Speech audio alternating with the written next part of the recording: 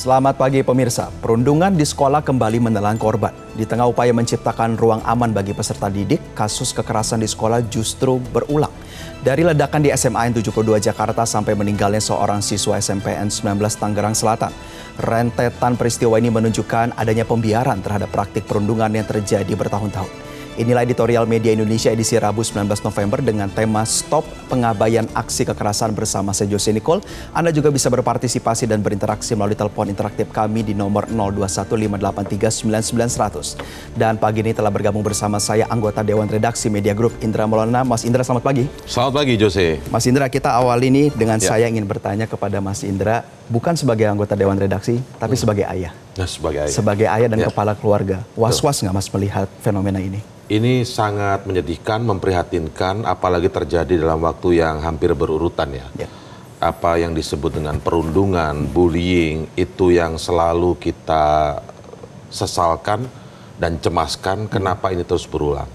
Perundungan atau bullying itu pasti kita tahu dampaknya adalah spiral kekerasan. Baik yang menjadi korban perundungan, dia akan bisa terus menjadi korban dalam arti dia akan tertindas dan lain sebagainya. Tapi bisa jadi kemudian spiral itu berubah, dia menjadi orang yang dendam, yang dugaannya seperti terjadi pada kasus SMA 72 Jakarta. Ya, itu penyelidikannya memang masih terus dilakukan oleh kepolisian, tapi dugaannya yang muncul kan seperti itu karena selama ini menjadi korban bullying atau perundungan, lalu dia kemudian meluapkan kemarahannya itu dengan seperti itu. Lalu kemudian juga kita lihat hari ini lebih memprihatinkan lagi terjadi pada siswa yang masih SMP ya, umur 13 tahun menjadi korban perundungan oleh temannya dan kekerasan juga terjadi, dia menjadi korban dan akhirnya meninggal.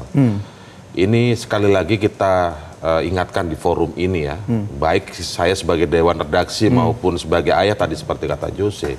Karena anak-anak kita juga sekolah, kita berharap tidak terulang lagi kasus-kasus perundungan ini. Maka kita harus mulai bicara dengan sebuah sistem. Tentu pendidikan karakter, kemudian pendidikan sifat, adab, etika kepada anak-anak ini perlu terus diajarkan. Tapi harus punya sistem yang lagi-lagi sistem yang sangat serius. Saya tidak bicara peraturan tertulis, kan peraturan sudah ada. Sebelum sampai ke sana, kita harus punya sistem yang benar-benar dilakukan dengan sepenuh hati. Ini momentum ulang tahun kita, Journey with Empathy. Seluruh pengambil keputusan di negeri ini yang kemudian juga punya tanggung jawab, baik di tingkat sekolah yang paling kecil hingga nanti di tingkat kementerian dan lain sebagainya, untuk kemudian sepenuh hati menjalankan agar bullying ini berhenti. Dan tentunya kita nanti akan lebih banyak berbicara soal sistem ya Mas Indra, dan pemirsa, nilai editorial Media Indonesia edisi Rabu 19 November dengan tema Stop Pengabaian Aksi Kekerasan.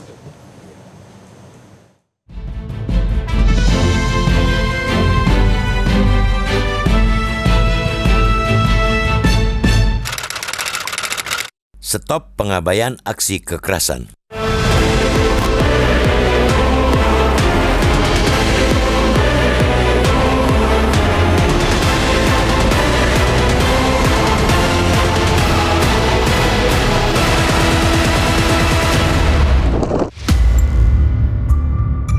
Praktek perundungan sampai detik ini masih mudah mendapati mangsa di lingkungan pendidikan. Belum lama peristiwa ledakan di SMAN 72 Jakarta yang melibatkan siswa yang diduga korban perundungan. Seorang siswa SMPN 19 Tangerang Selatan, Provinsi Banten meninggal dunia juga diduga sebagai korban perundungan. Muhammad Hisham yang baru berusia 13 tahun itu sempat dirawat di rumah sakit akibat cedera berat di kepala. Ia diduga dipukul dengan kursi besi oleh teman sekelas. Hisham juga disebut pihak keluarga mengalami perundungan di lingkungan sekolah. Dari banyak kasus, perundungan yang sejatinya merupakan bentuk aksi kekerasan tidak jarang berujung pada kematian korban. Korban perundungan pun kerap mengalami depresi dan banyak pula yang kemudian mengakhiri hidupnya sendiri. Sebaliknya, perundungan sangat rawan memicu korban menjadi pelaku kekerasan yang terdorong niat membalas dendam.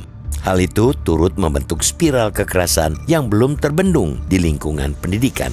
Dalam catatan Jaringan Pemantau Pendidikan Indonesia (JPPI), kekerasan di lingkungan sekolah dan perguruan tinggi terus meningkat dari tahun ke tahun. Bahkan pada 2024 terjadi lonjakan kasus dari semula 285 kasus. Pada 2023 menjadi 573 kasus. Sebanyak 31% merupakan praktik perundungan. Data tersebut sangat mencengangkan. Apalagi layaknya kasus kekerasan seksual, kasus perundungan yang tercatat bisa dibilang seperti puncak gunung es. Ketakutan, kurangnya dukungan dari pihak keluarga, abainya pihak-pihak berwenang, termasuk sekolah, hingga sikap permisif terhadap praktek perundungan membuat korban sangat mungkin memilih diam. Baru setelah terjadi peledakan, pembakaran, kekerasan lain yang membahayakan jiwa dan kematian, kasus tersebut mendapatkan atensi. Ketika itu terjadi, tentu sudah terlambat. Praktek perundungan lazimnya merupakan rangkaian aksi dari waktu ke waktu. Seorang siswa atau mahasiswa mengalaminya seringkali memperlihatkan gejala. Artinya, ketika perundungan memakan korban jiwa atau nyaris merenggut nyawa, ada peran pembiaran. Pembiaran itu oleh pihak lembaga pendidikan, keluarga, atau bahkan keduanya. Biangnya adalah sikap permisif terhadap perundungan. Sebuah ejekan dianggap biasa, disebut hanya candaan. Perilaku kekerasan terhadap siswa lain dianggap sebatas kenakalan remaja. Belum lagi ketika lembaga pendidikan lebih peduli pada reputasi sekolah ketimbang menciptakan rasa aman bagi semua siswa. Perundungan sangat bisa dicegah. Untuk itu, perlu kesadaran dan kepedulian semua pihak.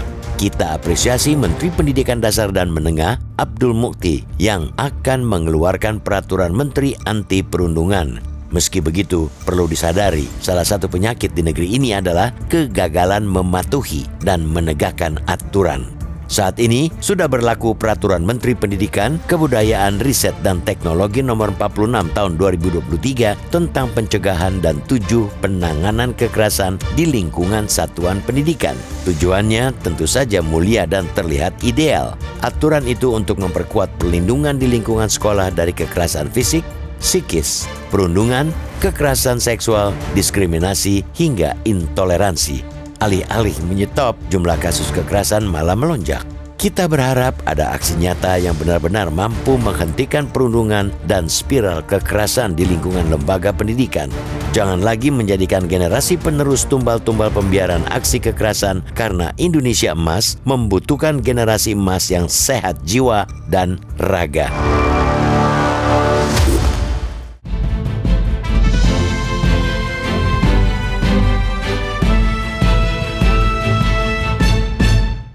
Kami akan kembali usai jeda pemirsa, pastikan Anda berpartisipasi dan berinteraksi melalui telepon kami di 0215839900. Tetaplah bersama kami.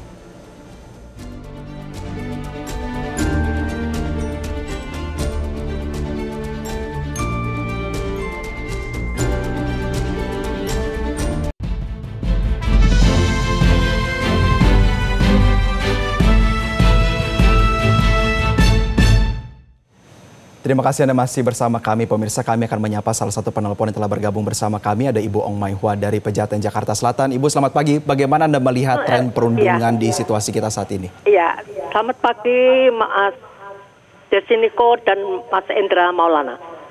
Selamat pagi. Selamat pagi. Assalamualaikum warahmatullahi wabarakatuh. Waalaikumsalam. Silakan Ibu. Kita merasa sedih. Baru saja terjadi di SMA 72 di Jakarta Utara, terjadi lagi di Tangerang Selatan. Ya, pertanyaan saya, Mas Desiniko, Mas Endra, kenapa sekolah itu tidak niteni anak-anak yang agresif, suka buat gaduh di sekolah? Pengawasan guru itu tidak satu orang, ada guru BP dan sebagainya. Lalu sekarang anak nakal, mohon maaf, jangan kita ngecap ke anak nakal. Anak yang mempunyai suka ganggu atau suka kekerasan di sekolah, yang mempunyai spiral, suka membuat gaduh. Tentunya guru ini ngerti, Mas. Lalu sampai muridnya dipukul dengan kursi. Ya kelengerlah anaknya orang, Mas Hendra. Ya bisa mati kan. Nah sekarang bagaimana caranya?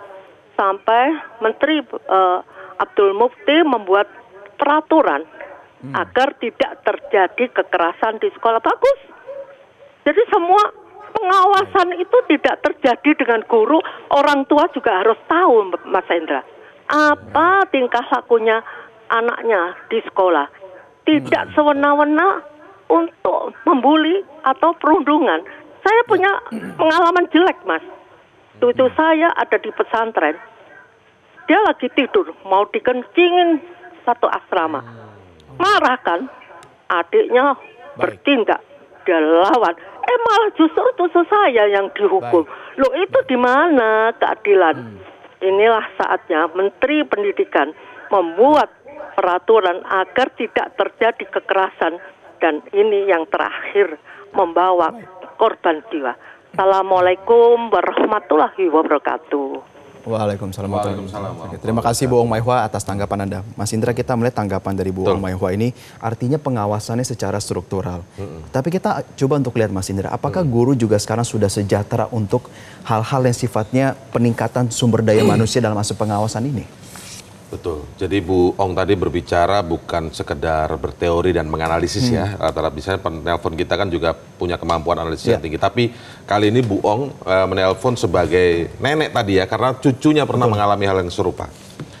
Betul sekali, kalau kita lihat tadi pernyataan Bu Ong bahwa perlunya ada peraturan. Peraturan itu sebenarnya sudah ada, Jose. Peraturan dalam hal ini ada peraturan Menteri nomor 46 tahun 2023 tentang pencegahan dan penanganan kekerasan di lingkungan satuan pendidikan. Lengkap ini, sebenarnya aturannya sudah ada. Tapi menariknya, ironisnya justru ketika peraturan ini dibuat tahun 2023, tercatat di situ ada 285 kasus, di 2024-nya itu melonjak menjadi 573 kasus kekerasan yang 31%-nya adalah perundungan atau bullying. Kok malah jadi naik gitu loh. Apakah peraturan sekedar dibuat sebagai sebuah peraturan yang tertulis di atas kertas saja, implementasinya seperti apa? Nah, ini yang perlu menjadi evaluasi bersama. Kembali ke pertanyaan Jose bahwa apakah guru saat ini sudah sejahtera?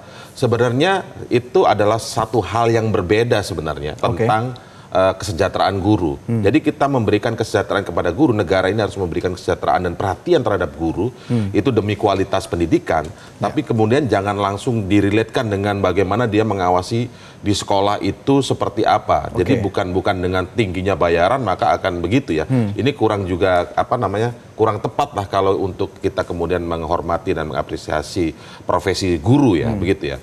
Nah, tapi betul juga kita tidak hanya bicara guru, tapi bagaimana di rumah orang tua. Ya, artinya begini, kasus ini, persoalan-persoalan seperti perundungan, bullying ini, itu bisa selesai kalau semuanya turun dengan semua sepenuh hati. Kalau misalnya di sekolah, guru-guru betul juga kata Bu Ong tadi, kalau kita hubungkan dengan apa yang dibacakan berita oleh Jose di berita sebelum kita mulai editorial ini, di pernyataan kepala sekolah menyatakan kita sudah pantau setiap hari apa. Sebenarnya ciri khas anak yang agresif ya, kita memakai istilah agresif begitu ya, itu sudah terpantau bagaimana kesehariannya. Polanya ya. Iya, terus peran dari guru BK begitu ya, atau guru BP begitu ya. Kan bisa memanggil dengan sepenuh hati, kalau itu sepenuh hati dilakukan, pasti terjadi perubahan kok. Kalau pembiarannya akan seperti itu, apalagi permisif. Ejekan terhadap teman, apalagi dilakukan secara berkelompok yang rutin dilakukan, itu tidak boleh kita anggap hanya kekerasan, hanya dianggap sebagai kenakalan remaja biasa. Itu sudah kekerasan verbal, yang itu membuat orang bisa depresi, apalagi dilakukan berkelompok, rutin dilakukan. Nah itu peran inisiatif dari atau utama dari sekolah. Nah di rumah pun juga harus begitu. Baik anak yang menjadi korban, tanda-tandanya dia murung, takut, malas ke sekolah, dalam artian mau ke sekolah kok rasanya ada yang dia cemaskan, khawatirkan, itu orang tua harus lebih peka dan inisiatif untuk terus menanya, bahkan mungkin datang ke sekolah bukan untuk melabrak ya, tapi datang ke sekolah tanya ke guru BP-nya, guru BK-nya gitu loh. Banyak hal yang memang harus diurusi, tapi kuncinya sama, benang merahnya adalah lakukan itu sepenuh hati. Dan di sisi lain juga kita menarik bagaimana pola-pola dampak dari bullying ini, bentuk tindak lanjutannya itu agak anarkis, Pak Indra. Iya, betul. Yang terjadi di SMN 72 melakukan peledakan dan lain sebagainya. Kita melihat bagaimana pemerintah pusat saat ini juga ingin menertibkan referensi-referensi di media sosial. Apakah itu akan nantinya mendukung, Mas Indra? Kita harapkan demikian ya, apa yang disampaikan oleh Presiden Prabowo ya. Dalam konteks kita harus melihat sisi positifnya. Batasan-batasan ruang digital itu kan memang kita sebut itu borderless ya. Memang kita negara harus banyak hadir untuk turun mulai melihat mana konten-konten yang sekarang ini terlalu bebas. Ya. Terlalu bisa katakan terlalu liar ya. Konten-konten yang harusnya dewasa bisa diakses anak-anak. Memang ada filternya, tapi apakah jaminan apakah sudah dipantau? Menarik gitu. Apakah sudah dipantau? Itu tidak bocor gitu loh. Nah, membatasi bagaimana seorang anak siswa SMA bisa mendapatkan akses informasi tutorial begitu untuk merakit seperti yang terjadi di SMA 72 begitu. Ini kan mengerikan sekali. Satu hal dari sisi itu memang ada sebuah harapan dari kita agar semakin turun negara memperhatikan, melakukan atau mengeluarkan regulasi yang jelas, tapi juga implementasinya juga harus dilihat seperti apa agar konten-konten yang meresahkan sebenarnya media sosial kita ini. Konten-kontennya sudah terlalu cukup liar dan bisa diakses oleh siapapun loh. Terutama tidak layak anak ya, Mas Indra. Kita akan membahas kembali usai jeda. Pemirsa, tetaplah bersama kami.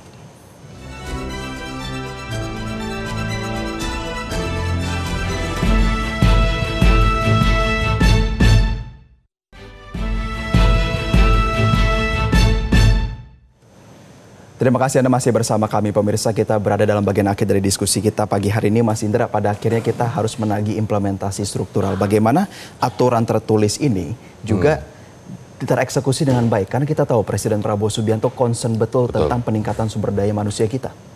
Betul sekali. Kalau di segmen awal, segmen kedua, kita terus banyak mengutarakan masalah. Kita mulai bicara bagaimana kita punya solusi. Kan nggak mungkin kita akan terus mengutuki kegelapan kan. Kita harus mulai nyatakan sebatang lilin.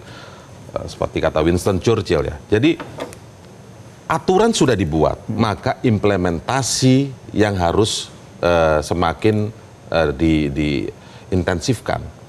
Lakukan sepenuh hati. Kuncinya hanya itu, Josi. Aturan sudah ada. Tadi Ibu Kepala Sekolah dan juga usulan dari Bu Ong tadi penelpon kita ya, menyatakan perbanyak misalnya CCTV atau dari Kepala Sekolah tadi pernyataan tadi ya. Itu alat perangkat. CCTV itu hanya tidak akan menjadi berguna kalau kemudian yang memantau CCTV itu tidak melakukannya sepenuh hati. Manusianya. Sekali lagi kembali di situ. Ini kita berangkat dari kasus-kasus yang terjadi sekarang ya, agar ini bisa konkret begitu. Lakukan itu sepenuh hati. Jangan lihat misalnya hanya sekedar kesejahteraan guru. Ini soal yang lain begitu. Kita mengapresiasi jasa mendidiknya, tapi bukan menjadi pengawas dalam konteks ini. Nah, tapi kepedulian dari seorang guru juga harus lebih dari itu. Kalau memang sudah dilakukan guru guru BK tadi itu banyak melakukan pengawasan, datang ke kelas menanyakan apakah ada masalah, itu normatif. Betul. Tapi kan dia bisa menganalisis atau melihat ini anak yang agresif ini terus-terusan mengejar anak yang menjadi korban. Terus dikawal gitu, bagaimana ini masalahnya, panggil orang tuanya, persoalannya kan bisa dilihat juga dari background keluarganya misalnya. Oh ini cukup ketat, itu di situ diajak ngobrol juga orang tuanya. Selain orang tua juga harus inisiatif, tadi saya bilang di segmen sebelumnya. Artinya ini yang harus bisa kita mulai. Kalau dari soal pernyataan Pak Presiden meminta agar mulai dibatasi beberapa konten agar sifatnya lebih edukatif, hal-hal yang membahayakan dan tidak penting itu sudah mulai dihilangkan begitu atau dibatasi, itu setuju. Tapi sekali lagi, kalau kemudian dalam implementasinya mulai dari guru, orang tua, lingkungan sekitar itu abai dan apalagi permisif, itu yang bahaya. Maka perundungan bullying akan terus terjadi. Apalagi kalau misalnya ada lembaga-lembaga pendidikan di beberapa kasus yang lama pernah kita lihat itu sifatnya malah menutupi. Ketika ada terjadi sebuah kasus, sifatnya menutupi. Demi apa? Demi reputasi sekolah tersebut. Ini kan menjadi komoditas bisnis jadinya. Persoalan-persoalan sosial dikalahkan atas nama komunitas bisnis. Ini yang menjadi catatan serius. Lakukan ini sepenuh hati. Karena apa? Mimpi kita sama loh. 2045 Indonesia emas. Tidak tanpa C di depannya ya. Bukan cemas, emas. Jadi 2045 Indonesia emas, maka kita harus bersama-sama sepenuh hati menghentikan semua akar persoalan dari bullying ini. Tentunya kita berharap bahwa kita menyongsong ke sana. Terima kasih anggota Dewan Redaksi Media Group, Mas Indra telah bergabung bersama kami. Pemirsa, stop perundungan, selamatkan generasi emas. Peraturan demi peraturan telah dibuat, namun tanpa penegakan yang nyata, perundungan akan terus membentuk spiral kekerasan yang tak berkesudahan. Kita membutuhkan tindakan tegas dari sekolah, keluarga, dan pemerintah. Indonesia tidak boleh terus kehilangan anak-anak akibat pembiaran. Generasi emas hanya akan lahir dari lingkungan pendidikan yang aman, bukan yang penuh teror dan kekerasan. Saya Jose Nicole pamit undur diri, selamat pagi dan sampai jumpa.